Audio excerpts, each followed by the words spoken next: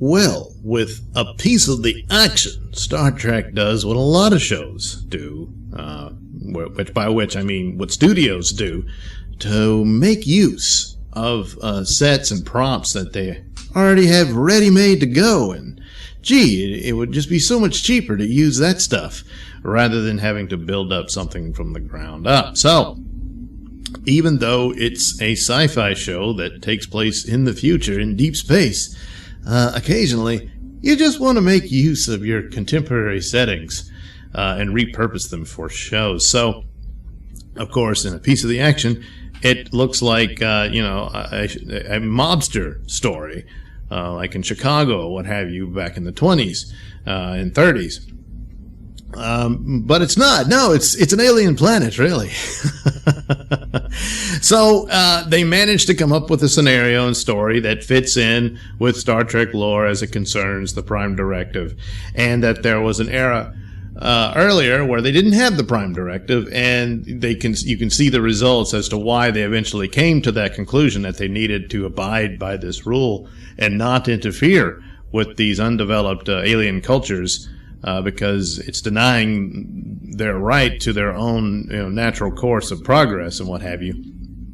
But early on, explorers from Earth and what have you didn't have that binding rule, and so things happen. So in this case, we have some people called Iosians who, they just look like human beings, but apparently they have a really good knack for imitating things and adapting it to their own.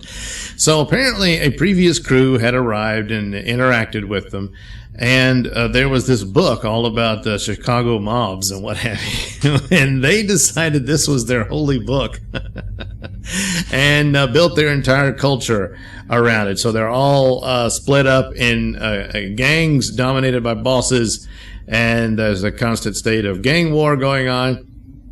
And that's just how they regulate things in their society. So here comes the Enterprise so many years later, realizing the Federation says, well, we got to make relations with this planet and check up on them and see how it's going because of what happened before. So it's, the Prime Directive doesn't apply anymore. It's already been broken before it was written. So they're trying to make do with what they can with this particular planet, and so they arrive, and this is what they discover. Their whole society is based on mobsters, gangsters, protection racket type deals, and one boss is trying to outdo the other, and they're all trying to get to where there's the boss of bosses, and hence the gang war and what have you. Well, here comes Kirk, Spock, and McCoy, and of course they become pawns in all of this. They get abducted and what have you. While the bosses are, toying around with each other, and the dialogue is funny. There's uses of it for comedic reasons. This is one of the funny episodes of Star Trek. Not as overt as some others, like Tribbles and what have you, but they're certainly there, and it's not bad. It's pretty good, and of course the ready-made sets and everything. Just boy, it looks great. And in fact, it's probably some of the same set buildings that were used in the City on the Edge of Forever. But anyway. And of course, gangster Spock and Kirk, it's funny and all that.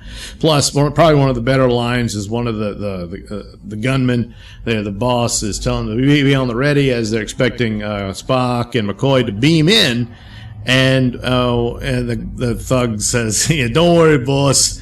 I know they can't do nothing while it's still sparkling," or something like that. It's pretty good, and all that.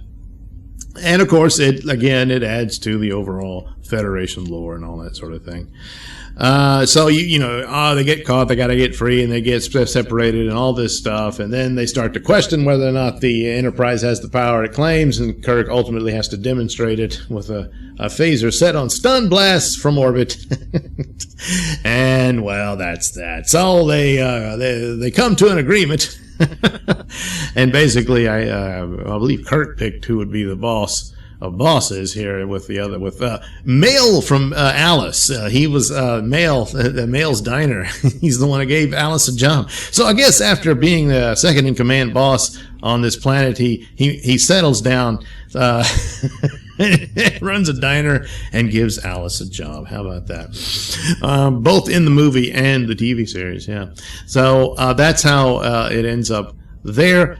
Oddly enough, they keep well, I guess not oddly, because they were looking at it for laughs, and so they end on a silly note, yet at the same time it's very disturbing and a bit concerning. McCoy, after they're on the ship and they've wrapped everything up, McCoy says, I'm not sure, but I've misplaced my communicator and I think I left it on the planet. And then Spock says, oh, that's no good, because the transponder is the basis from all our technological wonders.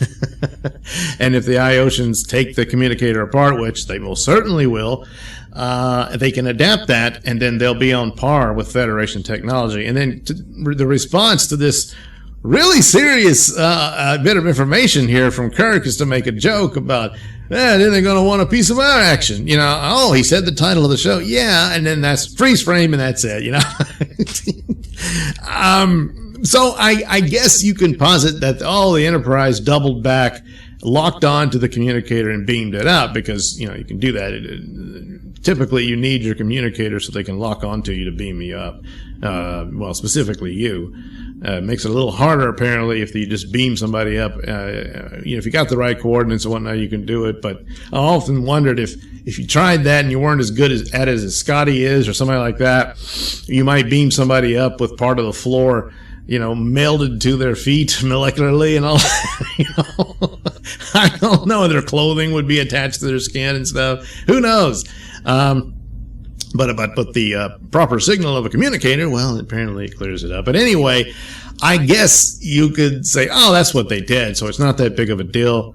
But considering what they did, and they demonstrated what the Iosians are capable of, should they get a hold of technology like this, it could be a problem. And it's even without the McCoy communicator, that is something that one could revisit.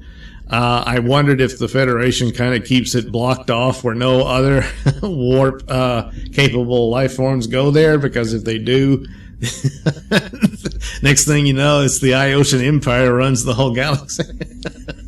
I don't know.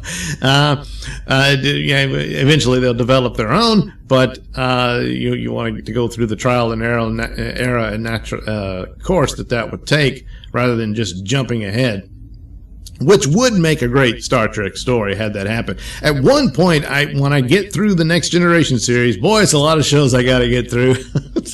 But when I do recall an episode. I don't. If someone in the comments can say it, I believe Picard talked about the Prime Directive, and he said there was an incident between a technological exchange between humans and Klingons, and it ended badly with war and everything, and as a result they later developed the Prime Directive as to avoid this sort of thing. Of course, when Enterprise came along, the Klingons are already well advanced and ahead of Earth and everything, so I don't know what that refers to, if anything.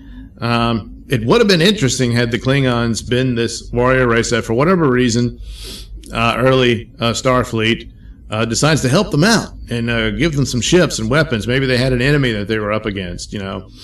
And so it works out, and they help the Klingons. But the Klingons take that and run with it.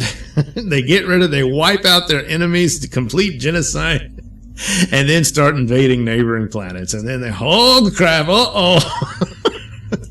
too late, genie's out of the bottle. Because one of the things about the Klingons, especially as they're depicted, well, in between, the films and the Next Generation and whatnot, as this warrior class-based people, and they didn't seem to be a lot of interest in scientists and people who would invent things and stuff like that. They mostly seemed to be towards just being warriors. If you weren't a warrior, you were a failure in that society.